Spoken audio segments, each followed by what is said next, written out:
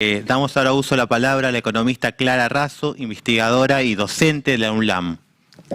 Bueno, buenas tardes a todas, todos, todes. Muchísimas gracias, Pablo, por la invitación. Y voy a cambiar un poco lo que iba a decir en principio, después de haber escuchado a mis antecesores, porque justamente la ruptura del modelo de sustitución de importaciones en 1976, aún con sus problemas, cambió el modo de acumulación. Y esto tiene un contexto internacional, que lo decía recién Robledo, que era el hecho de que internacionalmente la fluidez de esos flujos, o sea, la cantidad aumenta a partir del 73 y es ahí donde empieza a penetrar en América Latina, desde Chile hasta luego Uruguay, Brasil, o sea, en forma escalada hasta llegar en el 1976 acá, bajo la excusa, no lo puedo olvidar, desde ese discurso del 2 de abril de 1976, que aclaro, lo escuché en la camioneta de mi papá volviendo de la facultad, por la radio. Yo había ingresado ese año a la universidad por los cálculos edad. Y hablaba justamente de la necesidad de tener capital de inversión para que las empresas pudieran superar e invertir y producir más. Bueno, la apertura del mercado a las inversiones extranjeras generó un modelo de financiarización que justamente, y junto con la apertura, terminó con un modelo de sustitución de importaciones, que se articulaba con un Estado benefactor, sobre todo a partir de 1945, en donde el eje del desarrollo era el empleo. Así se articuló y así se destruyó. En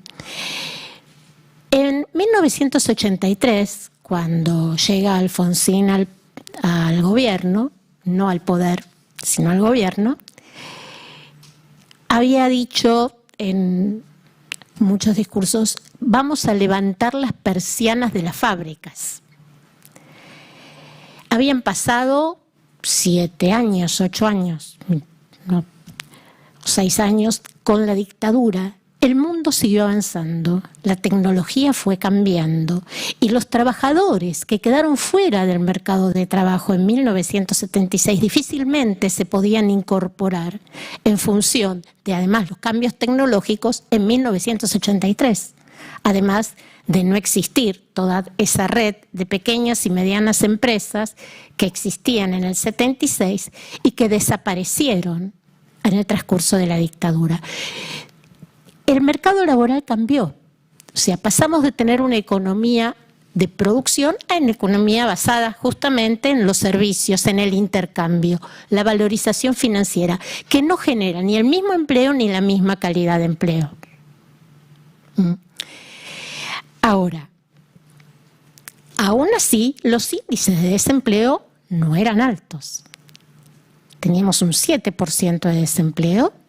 Uno, cuando enseña en la facultad, dice, bueno, podemos decir que era friccional.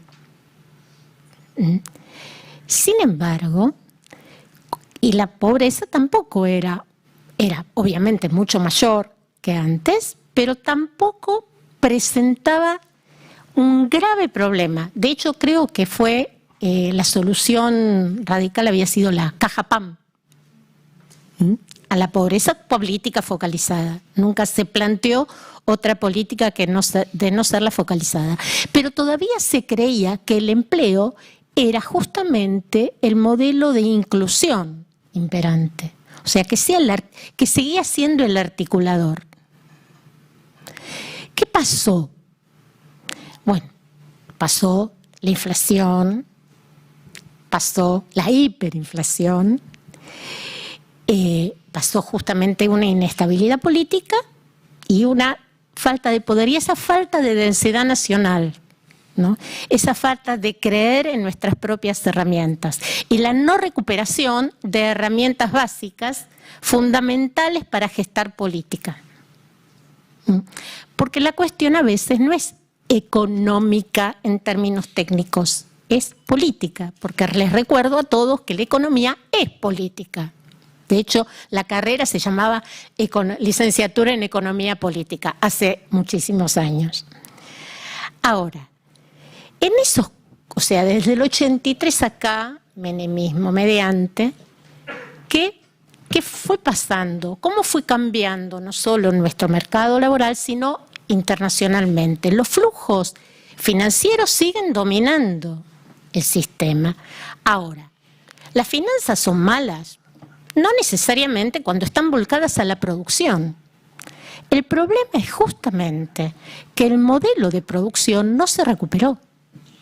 O sea, nosotros no tenemos nuevamente un modelo de producción que nos lleve nuevamente a la economía real, a la economía productiva, a la creación de valor. Y en esa creación de valor, la fuerza de trabajo es fundamental. Si no, recuerden que en plena pandemia, el problema de las empresas era que los trabajadores no podíamos ir. O sea, ¿dónde está el poder de creación si no es en la fuerza de trabajo, que es la que genera aún los bienes de capital? O sea, no lo dije yo, lo dijo David Ricardo hace unos cuantos siglos ya. Ahora, si no podemos recuperar ese articulador que es el empleo, ¿cómo hacemos? O sea, ¿por qué hoy tenemos un tema, ¿no? Fíjense que parece hasta contradictorio. Un indicador de desempleo del 6%, una tasa de crecimiento del 5,2% y una pobreza del 39%. Uy, ¿qué pasó? Todavía a veces me sigue asombrando las personas que dicen, bueno, hay filas de autos hacia la costa, millones de personas que van hacia la costa, ¿y no hay un 39% de pobreza? Sí, seguramente quienes están en ese 39% de pobreza no están en la fila para ir a la costa. Tampoco los que están yendo a la costa son los inmensamente ricos. Lo que sí existe es una alta desigualdad. O sea, ¿cómo bajás la desigualdad? Me tomé algunos números, quizás ustedes se los presento, si no lo conocen, el coeficiente de Gini, el que mide la desigualdad, ¿no? O sea, la desigualdad de ingresos toma deciles de población y segmentos de ingreso. En 2003, cuando asume Néstor Kirchner, el índice de Gini era de 0,50. Aclaro, ese coeficiente, cuanto más cerca de 1 está, es más desigual. Cuanto más cerca de 0, hay mayor equidad.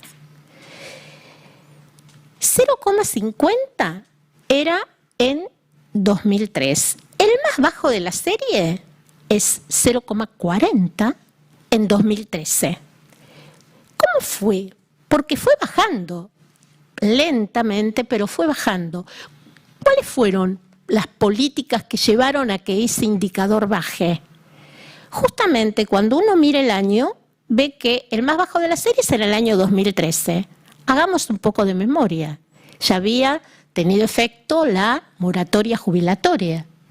O sea que hubo una inclusión jubilatoria de personas que habían quedado fuera del mercado laboral en los 90 y fuera de poder tener algún ingreso, además de tener en el medio la creación de las AFJP, que justamente la herramienta para la moratoria fue la estatización de esos fondos de jubilaciones y pensiones. Esa inclusión te generó una caída justamente de esa desigualdad, una baja del índice. ¿Qué otra medida? La AUH, que se llama universal, pero no es tan universal. Algo que decía, o sea, estas cuestiones a veces que no son tan significativas. no es universal, es importantísima, es el equivalente al salario familiar que trabajadores y trabajadoras empleadas cobran en sus salarios formales, porque siempre aclaré, quien paga las asignaciones familiares no es el patrón, es el Estado, para los empleados. Para los desempleados está la asignación universal. Entonces, la mejora en el indicador proviene justamente de una política de redistribución, que siempre hablamos de redistribución de ingresos. O sea, no hablamos de distribución de la riqueza, no estamos afectando la propiedad de nadie. Se redistribuye lo que se recauda. Y ahí está la cuestión, porque tampoco puede ser un límite que se lo que se recauda. Pero qué paradójico, ¿no? Porque las personas que menos ingreso tienen son las que proporcionalmente aportan más al sistema tributario a partir de los impuestos regresivos en un sistema regresivo como el que tenemos. Por lo tanto, si esas personas tienen más ingreso y lo destinan al consumo, porque de hecho al tener bajos ingresos el mayor porcentaje de esos ingresos va al consumo, la famosa propensión a consumir. Entonces, ¿no habría más recaudación? Y por lo tanto, ¿no se movilizaría la producción? ¿No se movilizaría también el empleo? Pero, y esto es muy particular y se debe a la concentración de la producción, que en lugar de ir a crear más producción y generar más empleo, el mercado lo resuelve vía precios. O sea, y esto es consecuencia, sí, de tener una producción muy concentrada. Cada vez que aumenta la demanda de bienes por algún bono otorgado, enseguida aumentan los precios. La economía ajusta vía precios y no vía cantidades. Porque si bien tenemos una situación con bajo desempleo, todavía queda capacidad ociosa en las empresas y se puede producir más. Eso se resolvería a partir de establecer cuál es el costo de aumentar la producción y no de aumentar los precios. Yo cuando estaba dando clases en la universidad, yo decía, bueno, un comerciante decide si va a trabajar para Avellaneda o para Avenida Alvear. O sea, o producís mucho, barato, o producís poco y caro. Bueno, cuando hay concentración, hay producción de poco y caro, se resuelve vía precios. Ahora, me refería al índice de Gini y a la desigualdad. Hoy tenemos un índice de desigualdad, un coeficiente de Gini de 0,43. Bajó con respecto a, este es el último trimestre de 2022, bajó con respecto al último trimestre de 2021, que había sido de 0,44,1. 0,43 es mejor. Pero, ¿qué pasa al interior del indicador? Cuando nosotros vamos al decil más bajo, los ingresos, la mediana del decil de menores ingresos es de 37.500 pesos. Es la mediana, o sea, el ingreso más habitual en el sector de más bajos ingresos. Hablábamos de una canasta básica de 180.000. Bueno, esa es la mediana de ingresos. Y el decil más alto, el piso, comienza en 200.000 pesos.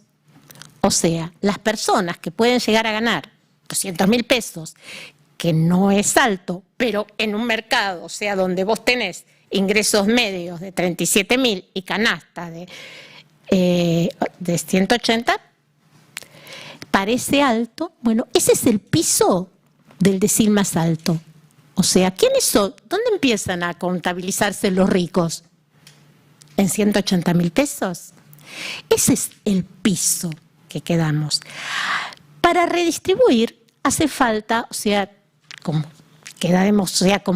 se demostró a través de los años, para redistribuir los ingresos necesitas tener políticas tributarias y políticas sociales, que son económicas y sociales, de carácter universal.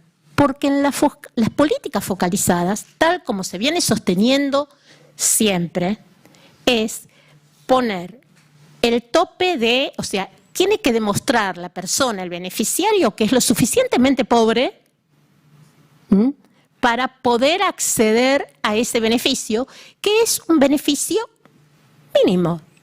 Y por otro lado, dejar de basarlas en el empleo. ¿Por qué digo esto? Porque no se generan con empleo. Hace poco o se sigue debatiendo el tema de los planes potenciar trabajo. Con un ingreso que es un 50% de un salario mínimo vital y móvil. ¿Y qué empleador? ¿Cuál es la incidencia de cuántos empleadores tomaron personas a partir de los planes potenciar trabajo? ¿Cuál es la inclusión laboral? A pesar de que para los beneficiarios de los planes incluidos en las empresas, los empresarios tenían beneficios fiscales, porque de beneficios fiscales para ahí no hay déficit. Clara, ¿puede ir redondeando? Redondeando, por supuesto. Bueno, me parece que la única manera de redistribuir y de llegar a una renta básica es mejorar y cambiar la matriz tributaria, o sea, de carácter progresivo, para poder establecer no políticas focalizadas, porque esa es la pobreza de la política contra la pobreza. Hoy lo que tenemos son políticas de pobreza. Ampliar la base para poder distribuir mejor y más, porque también eso generaría una mayor base distributiva. Muchas gracias.